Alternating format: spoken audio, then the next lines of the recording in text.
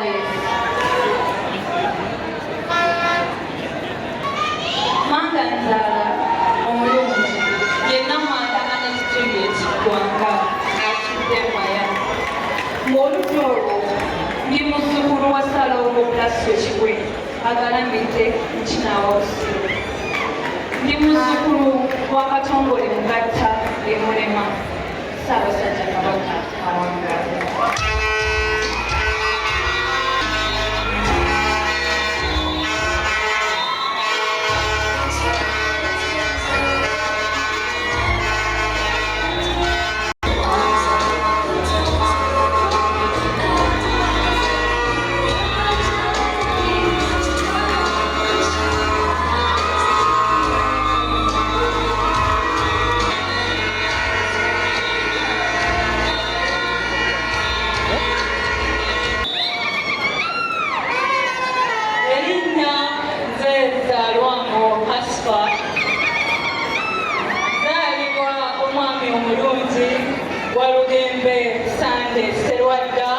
Atudde ku mutala Ssegugu Busiro era nga ye nnyumba Mwemba.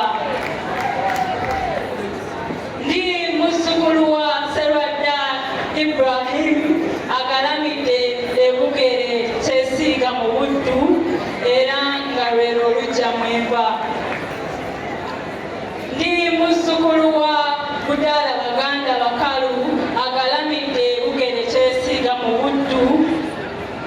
Ndi muzzukulu wa Saadi Luwaga agalamidde e Bugere Kyesiiga mu Buddu. Mba mu lunyiriri lwa mbuga ekwagala ekibbe Kyesiiga mu Buddu. Nsibuka mu mutuba gwa Kiriryo e Lukulabu e Kakuuto mu Buddu. Nsibuka mu lunyiriri lwa mbuga ekwagala ekibbe Kyesiiga mu Buddu. Nsibuka mu ssiga erya Kukumba Ekibindu e Kakuuto mu Buddu. Jjajja wange owa Kasolya ye Mutaka Ssebuganda Namuguzi erwadda mu Kyaddondo. Neddira Mpologoma akabbirongo era omubala gwaffe guvuga nti Namuguzi akaabira kasagga, Namuguzi kyagaba tasaaga. Omulimu gwaffe mu Lubiri tulega engoma ez'amujaguzo. Okuddako ku luuyi luli Mamma omulungi anza Nalubega Dora.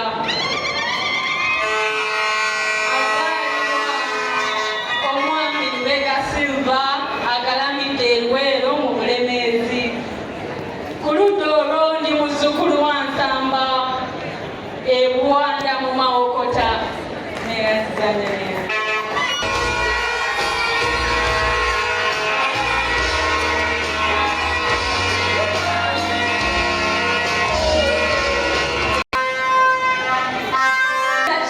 Cleopatra nga ndi muwala wa Mwami Kizito Lawrence atudde e Namulanda mu Busiro.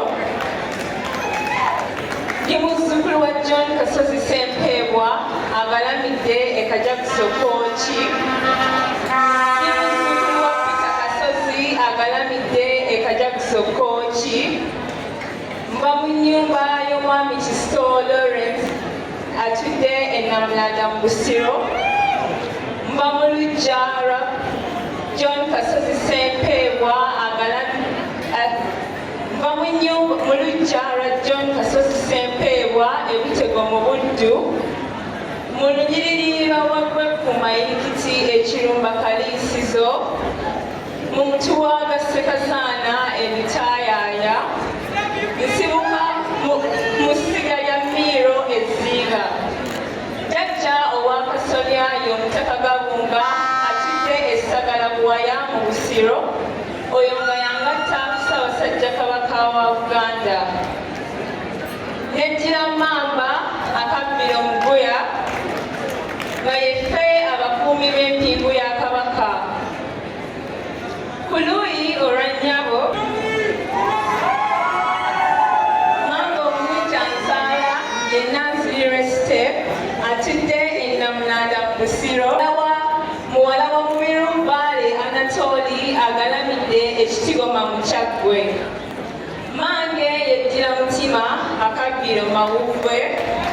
Ku luuyi olwo ndi muzzukulu w'omutaka Nambeera Kakeeto Ebbaale. Ssaabasajja Kabaka awangaale.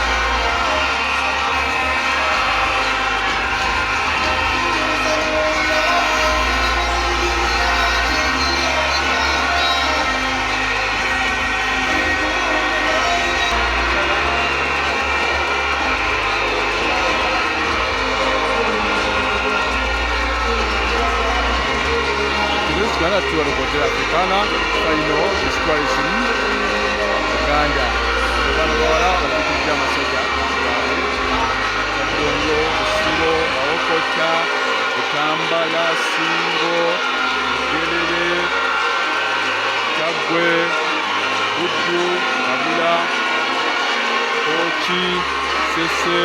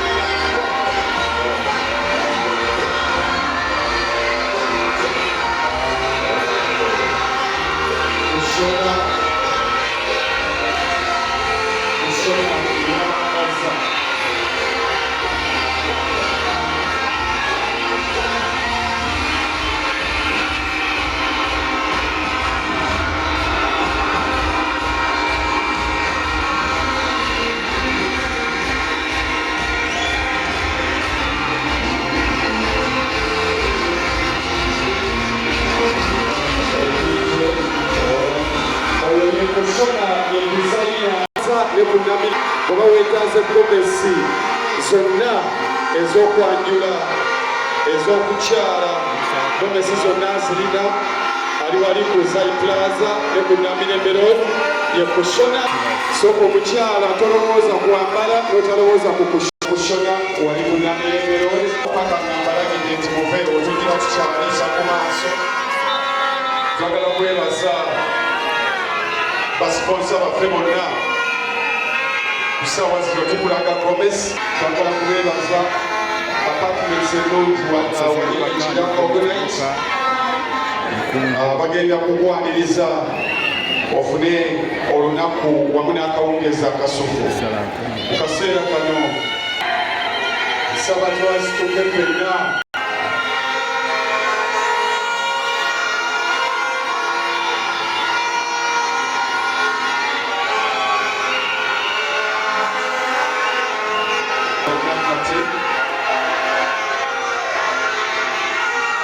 yakirikudde maama n'abamerika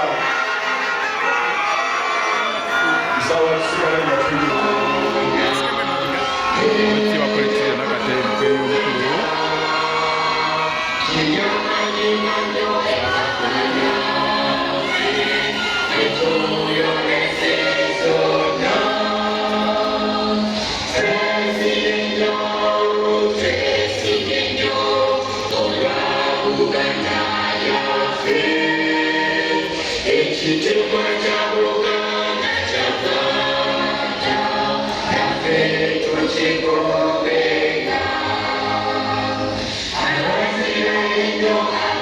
so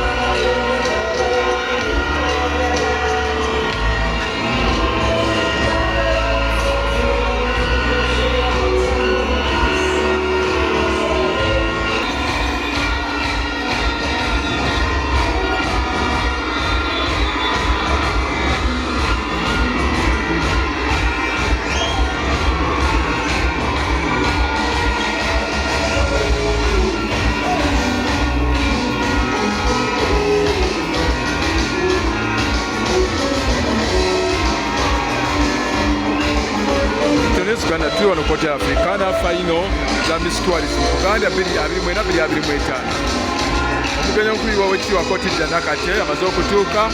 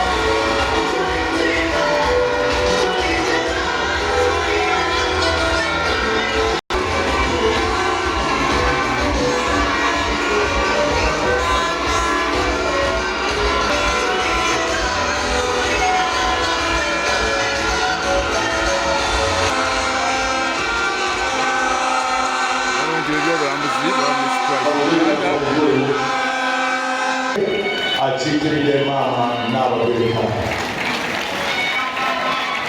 Oyisibwa tukwaniriza nnyo weebale kujja.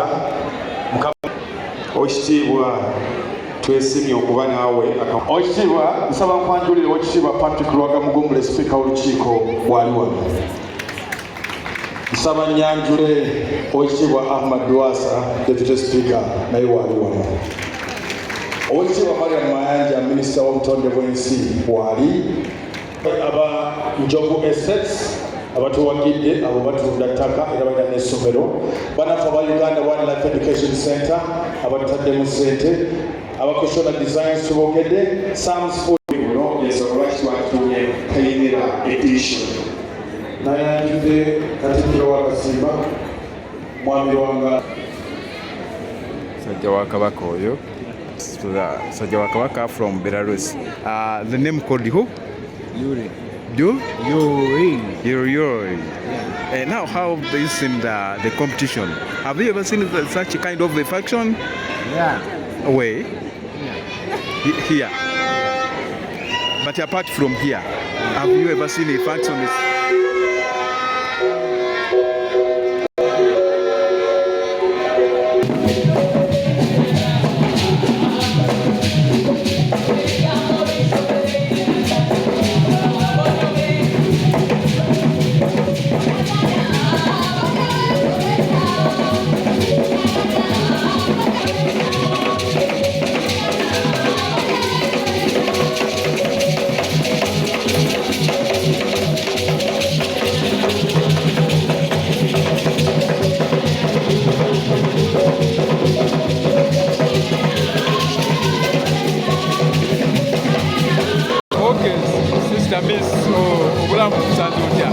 obulamu obusanze otya?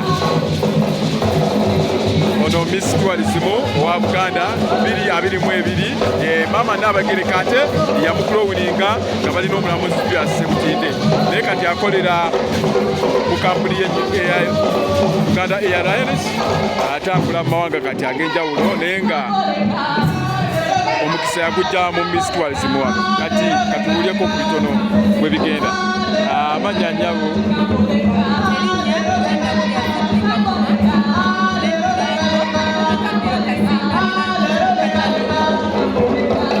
omukolo gusanze otya guno omukolo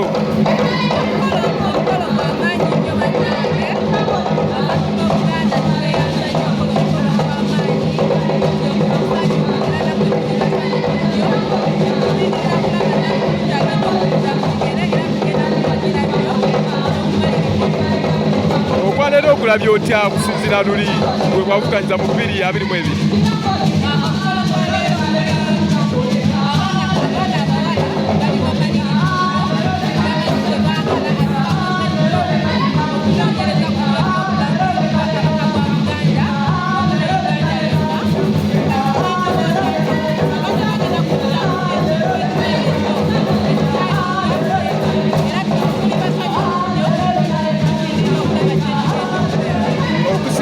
beyanjula okirabye otya olabye otya